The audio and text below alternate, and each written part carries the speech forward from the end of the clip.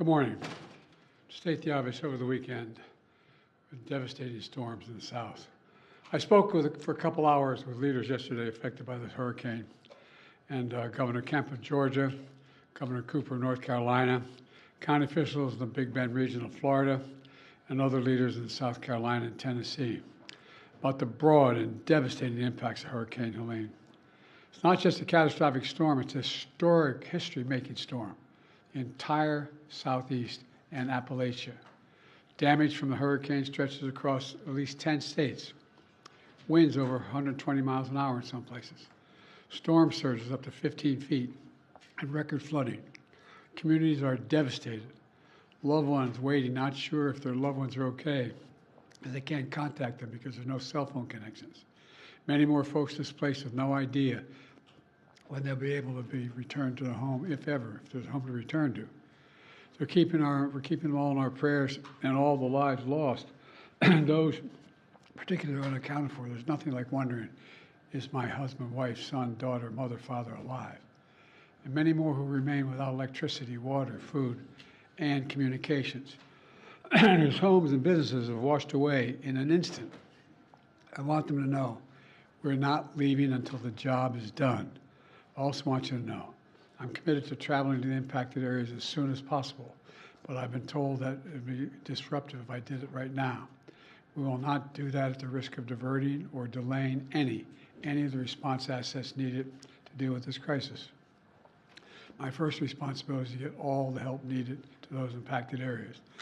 And I expect to be there, excuse me, I have a cold, I expect to be there later this week. I and my team are in constant contact with the governors, mayors, and local leaders. The head of FEMA, Deanne Griswold, is on the ground now in North Carolina. She's going to stay in Asheville and Appalachia region for the foreseeable future. There's been reports of over 100 dead and consequence of this storm, and there are reports of up 600 people unaccounted for because they can't be contacted. God willing, they're alive, but there's no way to contact them again because of the lack of cell phone coverage.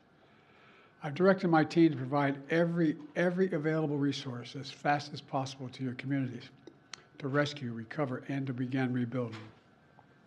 In addition to FEMA, it includes the Federal Communications Commission to help establish communications capability, the National Guard, the Army Corps of Engineers, and the Department of Defense are going to provide all the resources at its disposal to rescue and assist in clearing debris and delivering life-saving supplies.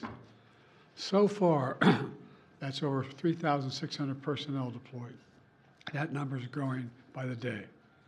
I quickly approved requests from governors of Florida, North Carolina, South Carolina, Tennessee, Georgia, Virginia, and Alabama for an emergency declaration.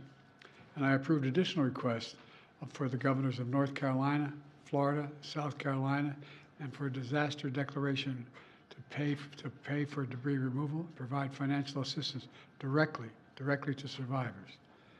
FEMA and the Small Business Administration are there to help the residents whose homes and businesses were literally destroyed, washed away, or blown away. And the federal search and rescue teams have been working side by side with state and local officials and partners in very treacherous conditions to find those who are missing. And they'll not rest until everyone's accounted for. I want to thank all the first responders and everyone who's been working around the clock. One of the brave teams who's volunteered to be there is from San Diego County Fire Department, set to travel all the way from California to North Carolina to help. But on their way, they were in a terrible car accident in Louisiana. We pray for their full recovery, but it was a bad accident. We know there's more to do. We will continue to surge resources, including food, water, communications, and life-saving equipment. We'll be there, as I said before, and I mean it, as long as it takes to finish this job. Let me close with this. As president, I've seen firsthand the devastating toll that disasters like this take on families and communities. I've been on the ground in many disaster areas since I've been president. Excuse me, and I've heard dozens of stories from survivors about how it feels to be left with nothing, not even knowing where or when to get back on track. I'm here to tell every single survivor in these impacted areas that we will be there with you as long as it takes. For the sake of yourselves excuse me, and your families, I urge everyone returning to their communities and home to listen to the local officials and follow all safety instructions. Take this seriously. Please be safe. Your nation has your back, and the Biden-Harris administration will be there until the job is done. God bless you all, and I'm thinking of those that are still wondering where your loved ones are. Thank you.